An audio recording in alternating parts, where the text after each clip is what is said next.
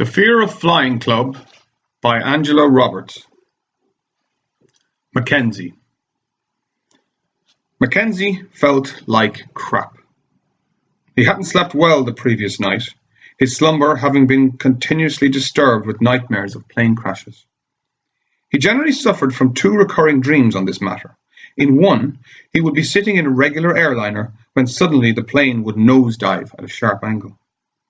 The engine noise would suddenly increase to a deafening level, as though the acceleration lever was stuck on maximum. This was always accompanied by an eerie whistling noise as the plane rocketed to the ground. McKenzie would habitually wake up moments before impact, drenched in sweat, his heart hammering in his chest. The second dream was more surreal. The plane would be a jumbo jet, which could only take off by accelerating up a series of hills like a roller coaster.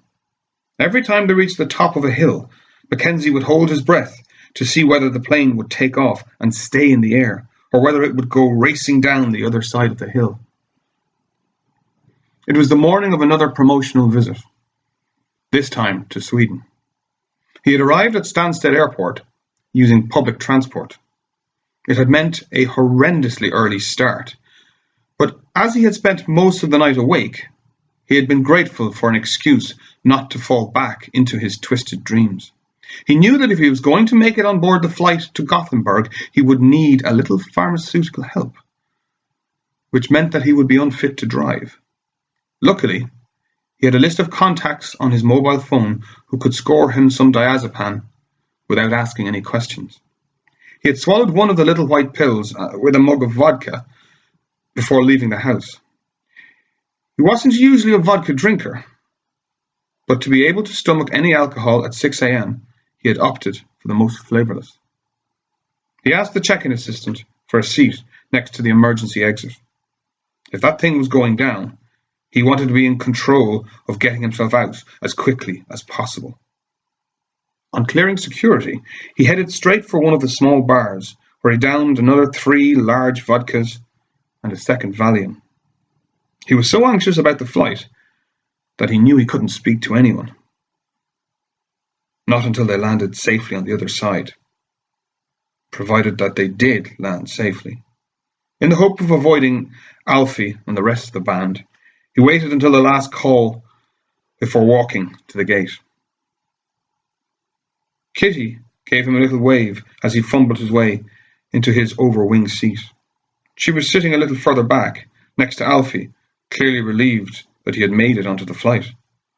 Within moments, a stewardess was crouching next to him, telling him how to open the exit in the event of an emergency. McKenzie concentrated harder than he had ever concentrated in his life. His brain felt a bit foggy due to the mixture of alcohol and diazepam, and he confirmed every instruction she gave him with a serious "mm-hmm." When the general safety demonstration started, he also gave that his full attention. But he panicked when he realized that he couldn't remember the exact instructions she had given him to open the emergency exit. Was it pull in, then twist and kick out? Or was it twist, then pull down and kick out? When the stewardess walked up the cabin checking passenger seatbelts, he stopped her to go over it with him again.